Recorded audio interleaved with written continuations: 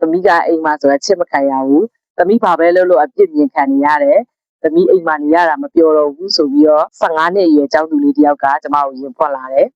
ဒါစုကသမီးကိုမချစ်ရင်သမီးဘယ်လိုလုပ်မလဲသမီးတငယ်ချင်းတွေချစ်တယ်ရှင်လို့သူပြောလာတယ်သမီးတငယ်ချင်းတွေမချစ်ရင်ရောသမီးဘယ်လိုလုပ်မလဲ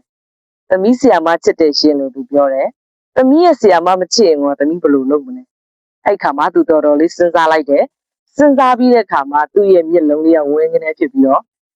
ကိုပိုချစ်ဖို့လိုတယ်ကိုပို့ပြီးတော့တန်ဖိုးထားရမယ်ဆိုပြီးတော့သူ့ရဲ့ရင်တွဲခံစားချက်လေးတွေပြောလာတယ်ကိုပို့တန်ဖိုးထားဖို့လိုတယ်ဆိုတဲ့အကြောင်းကို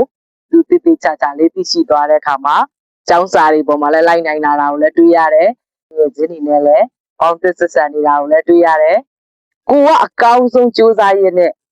ကိုဘက်ကအမှားမရှိအောင်နေရင်းနဲ့ကိုမချစ်တဲ့သူတွေလည်းရှိတယ်၄၅6နှစ်10နှစ်ရွယ်လောက်ဒီလိုကျွန်တော်တို့ကသွားပြီးတော့ဆီယာမရှိတယ်တကယ်ချင်းတွေရှိရဲဆိုပြီးတော့ကျွန်တော်တို့ကသွားနှစ်သိမ့်ပြီးလို့မရတော့ဘူးသူတို့လူလောကရဲ့တဘာဝနဲ့ချိတ်ဆက်ပြီးတော့တေးချာချာလေးပြောဆိုဆုံးမဖို့လည်းလိုပါတယ်ကျွန်တော်ရဲ့ဗီဒီယိုလေးကိုစောင့်ကြည့်ကြည့်ရှုပြီးတဲ့အတွက်ကြောင့်အားလုံးကိုကျေးဇူးတင်ပါတယ်နောက်ဗီဒီယိုမှာပြန်ပြီးတော့တက်ဆုံကြမယ်နော်